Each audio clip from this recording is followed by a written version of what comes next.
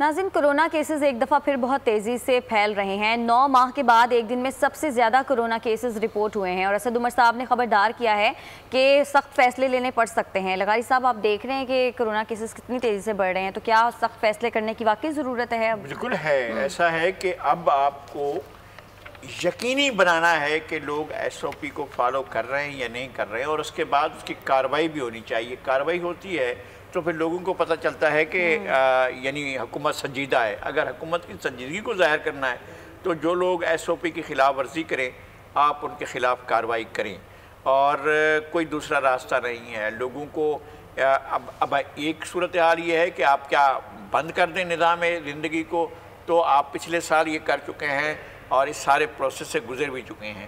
اب جب یہ بڑھ رہا ہے تو پھر آپ کو جانا پڑے گا۔ اگر لاک ڈاؤن جہاں کرنا ہو تو وہاں لاک ڈاؤن ایسا کریں کہ لوگ یاد رکھیں کہ یہ لاک ڈاؤن ہوا تھا۔ اور اگر آپ جو ہے جاتے ہیں کہ لوگوں کو پابند بنانا ہے، تو پھر آپ کو اگر ماسک کے بغیر کوئی نظر آتا ہے تو پھر وہ آپ کو جو ہے وہ کہیں نہ کہیں تو اس پر آپ کے قدغن ہونی چاہیے، کہیں نہ کہیں تو رکاوٹ ہونی چاہیے کہ لوگ آرام سے جو ہے پھر رہے ہوتے ہیں۔ لوگ سیریس نہیں لے رہے ہیں اس صورتحال کو کہ بہت جو ہے سندھ میں جو کاروائیاں ہوئیں پچھلے سال، اس کے نتائج یہ آ رہے ہیں کہ سندھ میں اس کی شرح بہت کم ہے، اور بلوچستان میں بھی بہت کم ہے، اور پنجاب میں بہت زیادہ ہے، اور کے پی میں بھی زیادہ ہے۔ تو میرے خیال میں کوشش یہ کرنی چاہیے کہ لوگوں کو ایس او پی کا پابند بنایا جائے، ایک معمولی زندگی بنایا جائے کہ جب آپ نکلیں تو ماسک پہنے ہوئے ہوں، آپ ہاتھوں کو سینیٹائز کر چکے ہوں اور سینیٹائزر کا استعمال کریں، اور ڈسٹینسنگ کریں، اور آپ فاصلہ رکھیں۔ تو یہ ایک جو بچنے کا طریقہ ہے اس سے آپ بچ سکتے ہیں۔ اور یہ بات ضرور یاد رکھیں کہ it is more lethal than last year۔ یہ جو ہے یہ بہت جان لیوا ہے، خطرناک ہے، اور بہت زیادہ خطرناک ہے۔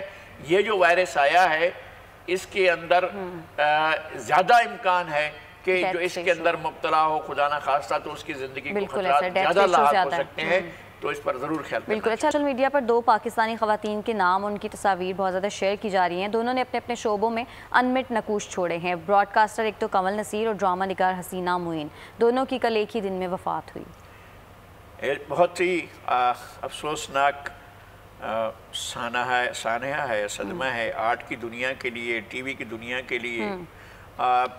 دونوں بڑے نام ہیں۔ کنول نصیر نے 17 سال کی عمر میں ریڈیو پر بیٹھ کر، ٹی وی کے سامنے بیٹھ کر، اسکرین پر پہلی دفعہ ایک پہلا چہرہ پاکستان کے لوگوں نے، شاید اس نسل کے بہت کم لوگ جو اپنے شعور میں تھے اور اپنے حواس میں تھے جنہوں نے دیکھا ہو، کیونکہ ٹی وی کی تو ایک طویل عمر ہے، 57 سال کا ہمارا ٹی وی اسکرین ہو گئی ہے، اور ہم نے تو بغیر ٹی وی کے بھی ایک وقت گزارا ہے، اور اس کے بعد ہم نے بھی ٹی وی دیکھا ہے۔ تو ہم نے بھی کنول نصیر کو دیکھا، اور طارق عزیز کو پہلے روز خبریں پڑھتے دیکھا۔ یہ سارا کچھ ایسا تھا۔ گزشتہ سال ہم سے طارق عزیز بچھڑے، اس سال کنول نصیر بچھڑی ہیں، اور حسینہ معین کے بارے میں یہ کہا جا رہا ہے کہ جناب وہ ان کی حالت بہت خراب تھی، یا وہ کینسر میں مبتلا تھیں۔ حالانکہ پچھلے دنوں انہوں نے ہم ان سے ملاقات رہی، ہم ساتھ رہے، اور ہماری باتیں ہوتی رہی ہیں۔ کبھی کہیں سے بھی حسینہ معین کی حالت سے یہ تاثر نہیں ملا کہ وہ اتنی شدید بیمار ہیں اور کینسر میں مبتلا ہیں۔ ایک بڑی شخصیت تھی، اور ان کی اپنے جو کردار وہ بناتی تھی نا، ایسے مضبوط کردار ہوتے تھے۔ عورتوں کے کردار اتنے انہوں نے مضبوط بنائے، اتنے ٹھوس بنائے کہ اب تک یاد رکھے جاتے ہیں ان کرداروں کو۔ تو اندر سے وہ آپ خود بہت مضبوط تھی، وہ خود بہت مضبوط تھیں۔ ان کی مضبوطی تو اب یہ بھی ظاہر ہو گئی ہے نا، ہمیں پتہ ہی نہیں چلا کہ وہ کینسر میں مبتلا تھیں، اور کینسر سے وہ چلی گئی ہیں دنیا سے۔ تو ایک بڑا نام جس نے ایک عہد کو 70s میں، 80s میں، 90s میں ایک عہد کو انہوں نے کیا، اور ایک عہد کو انہوں نے جو ہے ایک تہذیب دی، ایک عہد کو انہوں نے اپنے ایک عورت کی ایک نئی دریافت دی، ایک نئی شناخت دی۔ وہ ایک بہت بڑی شخصیت تھی۔ حسینہ معین نے اردو ڈرامے میں، حسینہ معین تھیں، ہماری بجیا تھیں، ان لوگوں نے اردو ڈرامے کو ایک کمال عطا کیا تھا، اور ہم ان کو ہمیشہ یاد رکھیں گے۔ اور پھر یہ کہ جو لوکل ٹچ تھا یہاں کا، اس کے بارے میں اللہ ان کو سلامت رکھے، نور الہدیٰ شاہ، نصرت کلانچوی، ان لوگوں نے ڈرامے کیے۔ ابھی ہمارے دوست تھے عبد القادر جنید جو وہ پچھلے سال وہ اس دنیا سے وہ بھی چلے گئے تھے، انہوں نے بڑا ڈرامہ لکھا. تو ڈرامہ، بڑا ڈرامہ جو جن لوگوں نے دیا ہے اور جن لوگوں نے بڑے ڈرامہ پاکستان کی سوسائٹی میں آیا ہے، اللہ سلامت رکھے امجد اسلام امجد کو کہ انہوں نے بھی بڑے ڈرامے لکھے ہیں.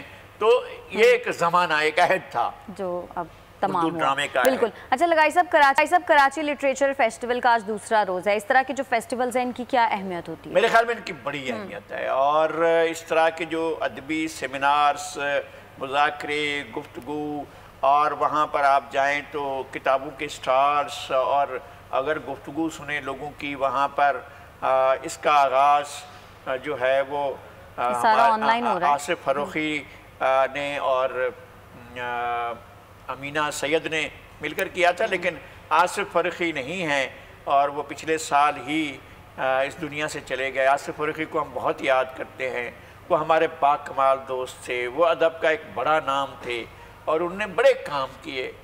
مجھے اب بھی یاد ہے کہ جب ان کا ترجمہ سدھارتھ کا انہوں نے ترجمہ کیا تھا ہرمن ہیس کے ناول کا، کیا کمال ترجمہ کیا تھا کہ آپ ایک ہی نشست میں پورا ناول پڑھ لیتے ہیں اور پھر اس کے پڑھے بغیر آپ اس کو چھوڑ نہیں سکتے.